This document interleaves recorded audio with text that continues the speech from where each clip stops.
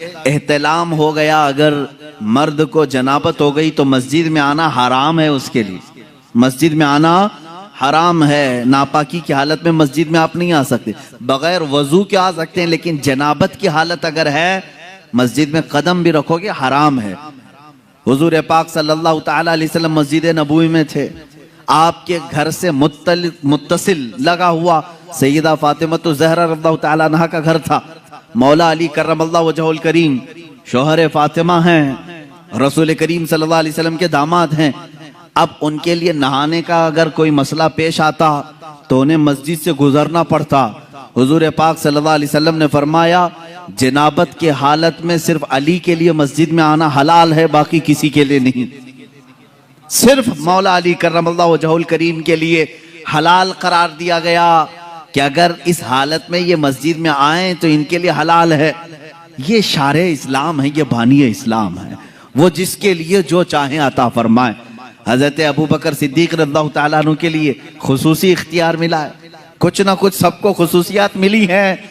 हुजूर पाक सल्लल्लाहु ताला अलैहि वसल्लम ने फरमाया था, मस्जिद नबवी के आसपास जिसके भी मकान की खिड़की खुलती है वो बंद कर दें, मस्जिद की तरफ खिड़की ना खोलें, मना था। लेकिन हुजूर सल्लल्लाहु अलैहि वसल्लम ने फरमाया, सिवाय अबू बकर सिद्दीक की खिड़की के। अबू बकर सिद्दीक की खिड़की अगर मस्जिद नबवी की तरफ खुली रहे उनके लिए जायज है। ये शरई इख्तियारात मैं बता रहा हूँ, शरई इख्तियारात।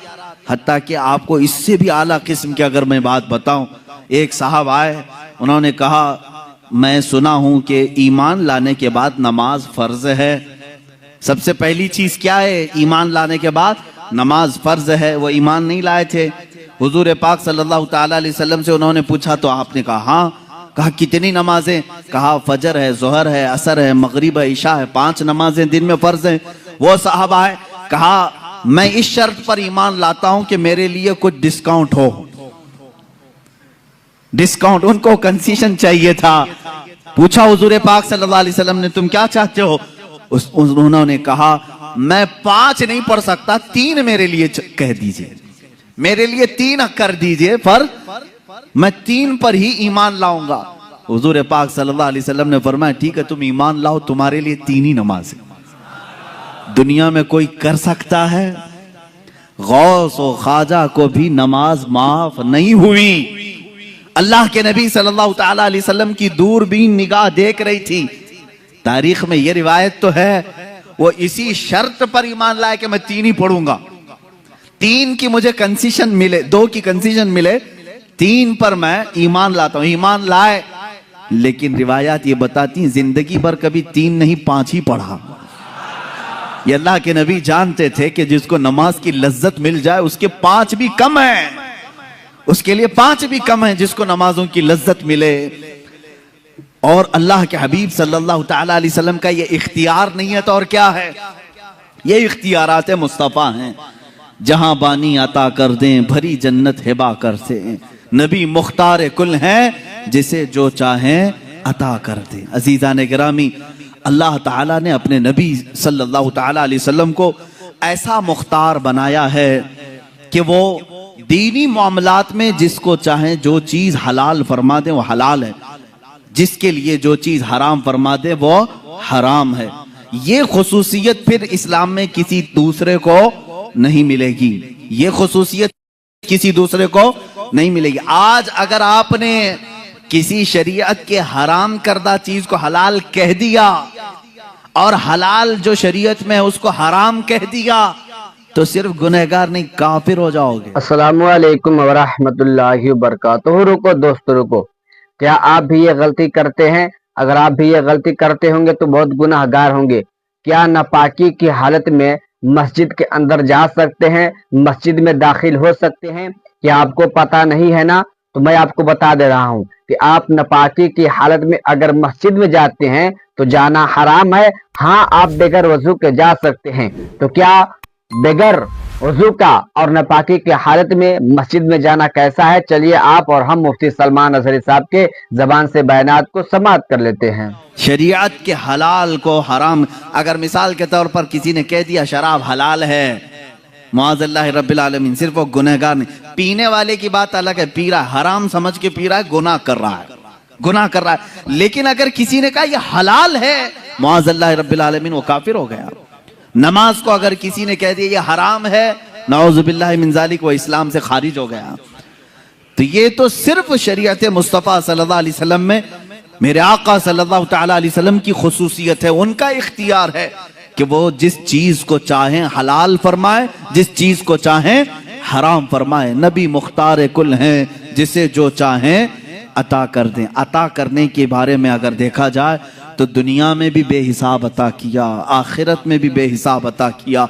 सहाबा का तो ये अकीदा था मेरे अजीजों, दुनिया में कोई अपनी ताकत से कुछ ना कुछ चीजें अता कर सकता है, लेकिन सहाबा ने हुजूर से मांगा तो कौन सी चीजें मांगी? सीधे जन्नत मांगा है, सीधे जन्नत मांगा है। अब मुझे ये बताओ, जो दुनिया में जन्नत तकसीम कर सकता है, क्या वो अपनी कब्र अनवर से हमको रिस्क तकसीम नहीं कर सकता? मांगेंगे मांगे जाएंगे, मुंह मांगी पाएंगे। सरकार में न ला है न हाजत अगर की है, कौन देता है देने को मुंह चाहिए, देने वाला है सच्चा हमारा नबी। यह हमारे इमाम ने हमें सिखाया है। जो रसूल दुनिया में ये कह दे अबू बकर फिल जन्ना, उमर फिल जन्ना, उस्मान फिल जन्ना, अली फिल जन्ना, तलहा फिल जन्ना, जुबैर फिल जन्ना, साद फिल जन्ना, अबू उबैदा फिल जन्ना, सईद फिल जन्ना, जैद फिल जन्ना, रिदवानुल्लाहि ताला अलैहि मजमाइन, ये 10 लोगों के नाम गिनाए मेरे आका सल्लल्लाहु ताला अलैहि वसल्लम और कहा ये जन्नत में है, ये जन्नत में है, ये जन्नत में है। मुझे बताओ, जन्नत किसी घर का नाम है जो दुनिया में जिसकी टिकट कोई भी बांटे? आप में से है किसी को इख्तियार? ये सिर्फ वही तकसीम कर सकता है जिसे अल्लाह ने इख्तियार दिया है। तुम जिसे चाहो जन्नत दे दो, और जिससे रसूल मुंह फेर ले उसके लिए दोज़ख है। हम जन्नत किसको मानते हैं? जो रसूल के दर से ही मिले। अब मुझे ये बताएं, अल्लाह के नबी सल्लल्लाहु ताला अलैहि वसल्लम का ये इख्तियार नहीं है तो और क्या है? हुजूर पाक सल्लल्लाहु ताला अलैहि वसल्लम ने जिनको दुनिया में कह दिया वो जन्नती, अब यकीन के साथ वो जन्नती हैं, इसमें कोई शक नहीं। हजरत अबू बकर सिद्दीक रज़ियल्लाहु ताला अन्हु के जन्नती होने में शक नहीं कर सकते, वरना रसूल के फरमान पे आपका शक आ जाएगा। अल्लाह के नबी सल्लल्लाहु अलैहि वसल्लम ने आखिरत की यहाँ पर तकसीम कर दी। अब यहाँ छोटी छोटी सी बातों पर उलझे हुए हैं। इतनी बड़ी चीज दी है रसूल पाक ने, इतनी बड़ी चीज। अब इसमें क्या क्या गारंटी मिलती है मालूम है? क्या क्या गारंटी? अगर हुजूर पाक सल्लल्लाहु ताला अलैहि वसल्लम ने यह फरमा दिया कि अबू बकर फिल जन्ना, मतलब क्या है? अबू बकर जन्नत में है, ये फरमा दिया। अब इस एक लफ्ज से हुजूर ने क्या क्या दिया मालूम है?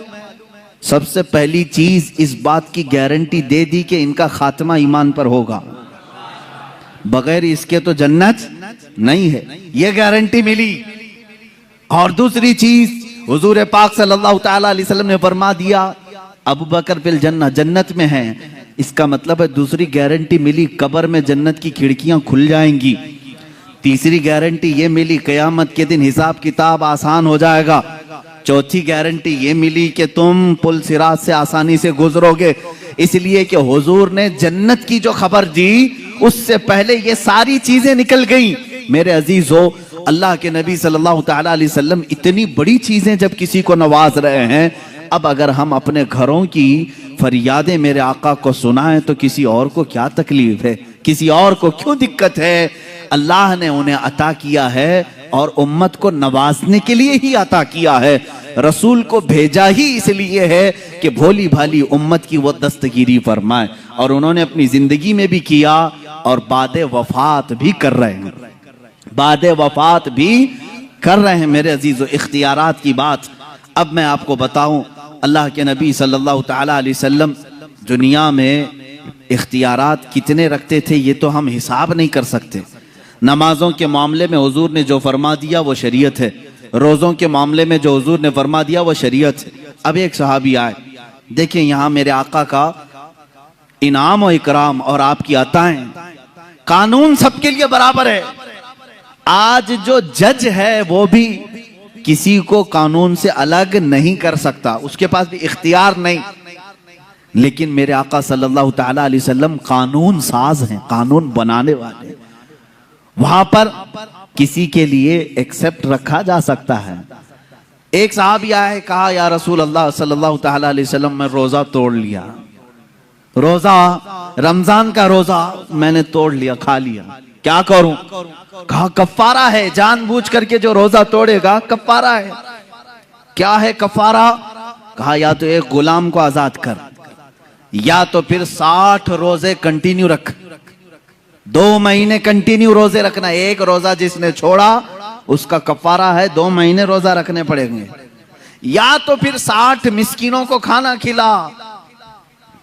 उस साहबी ने कहा ला अजीदु शैअन या रसूल अल्लाह, ऐ अल्लाह के रसूल सल्लल्लाहु ताला अलैहि वसल्लम, ये तीनों में से मेरे से पास कुछ भी नहीं है।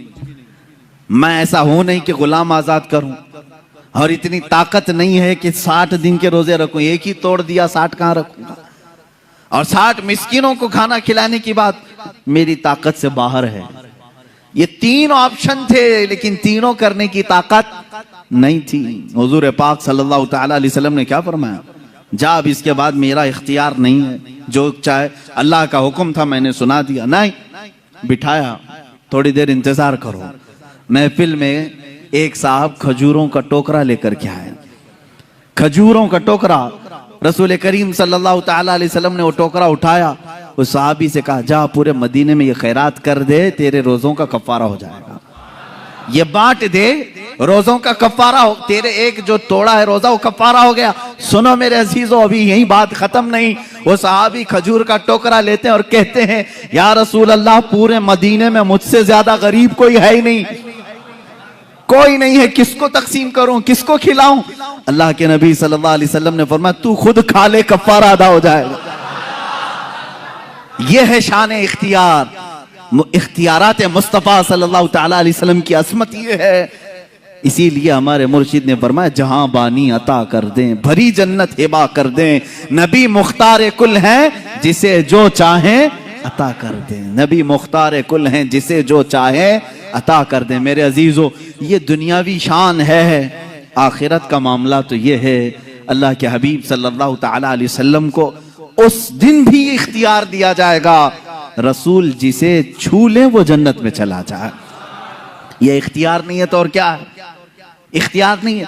हदीस पाक में है मेरे अजीज, जो लोग इख्तियारात मुस्तफ़ा के मुनकिर हैं, मैं समझता हूं उनको जरा बराबर भी अकल नहीं होगी, पैदल हो चुके हैं। क्योंकि हदीसों में यहां तक पढ़ लिया कि एक आलिम भी शफात करेगा क़यामत के दिन, हाफिज भी, एक हाजी भी शफात करेगा, उसको शफात की इजाजत दी जाएगी। तो रसूल पाक की शफात कैसे इनकार कर सकते हो? उनका इख्तियार कितना होगा? आओ मैं बताता हूं इख्तियार कितना होगा। अल्लाह अल्लाह, मेरे आका सल्लल्लाहु ताला अलैहि वसल्लम फरमाते हैं क़यामत के दिन एक साहबी ने पूछा या रसूल अल्लाह, मैं आपको कहाँ ढूंढूं, मैं कहाँ ढूंढूं? पूरे महशर के मैदान 3 एड्रेस हुजूर ने बताए, 3 पते बताए। अल्लाह के नबी सल्लल्लाहु अलैहि वसल्लम ने फरमाया या तो तुम मुझे हौज़े कौसर पे देखोगे, मैं प्यासे उम्मतियों को पानी पिला रहा हूँगा, या तो तुम मुझे मीज़ान अमल के पास देखोगे जहां तराजू पर आमाल तोले जा रहे होंगे, या तो फिर मुझे तुम पुल सिरात पर देखोगे जहां कोई गिर रहा होगा मैं संभाल रहा हूँगा। ये 3 जगह तुम मुझे ढूंढ लेना, मैं मिल जाऊंगा। जी हाँ मेरे प्यारे अजीज दोस्तों, भाइयों और बहनों, जैसा कि आपने अभी मुफ्ती सलमान अजहरी साहब के बयानात को समाप्त कर लिए कि क्या नापाकी की हालत में मस्जिद में जाना जायज है या हराम है, जैसा कि आपने समाप्त कर लिया। तो नापाकी की हालत में अगर आप जाते हैं तो जाना सख्त हराम है। नापाकी की हालत में आप मस्जिद में नहीं जा सकते हैं। हाँ, आप बगैर वजू के मस्जिद में जा सकते हैं, ये हुक्म है। तो नापाकी की हालत में कौन जा सकता है? सिर्फ कोई एक जा सकता है, जैसा कि आपने मुफ्ती सलमान अजहरी साहब के जबान से बयानात को समाप्त कर लिए। एक शख्स ने नबी करीम सल्लल्लाहु अलैहि वसल्लम से इरशाद फरमाया, और आपको तो पता ही है कि जब नमाज जिस पे फर्ज हो जाती है सबसे पहले उसके ईमान लाना होता है। जैसे ईमान ला लेता है उसके ऊपर नमाज फर्ज हो जाती है। तो एक शख्स ने नबी करीम सल्लल्लाहु अलैहि वसल्लम से इरशाद फरमाया कि दिन में कितने वक्त की नमाज फर्ज है? नबी करीम सल्लल्लाहु अलैहि वसल्लम ने इरशाद फरमाया कि दिन में 5 वक्त की नमाज फर्ज है। तो कहे कि मेरे से इतना नहीं होने पाएगा, आप मेरे लिए कुछ कम कर दीजिए। तो बोले कि ठीक है, तुम्हारे लिए कम कर दे रहा हूँ। तो बोले कि मेरे लिए 3 वक्त का नमाज फर्ज कर दीजिए। तो नबी करीम सल्लल्लाहु अलैहि वसल्लम को तो मालूम था कि जिसको नमाज की लज़्ज़त लग जाए उसके लिए 5 वक्त की भी नमाज कम हो जाती है। तो मुझे तो इस वीडियो में कुछ बोलने की जरूरत नहीं है, जैसा कि आपने हमसे बड़े आलिम मुफ्ती सलमान अजहरी साहब के बयानात को समाप्त कर लिए। तो इस वीडियो को हर भाई तक शेयर कर दे। मैं आपका मेहजबान कारी तस्बीह आलम, अस्सलामु अलैकुम व रहमतुल्लाहि व बरकातुहू। मैं आपका हर मौके पे खिदमत करता हूँ। खुदा हाफिज।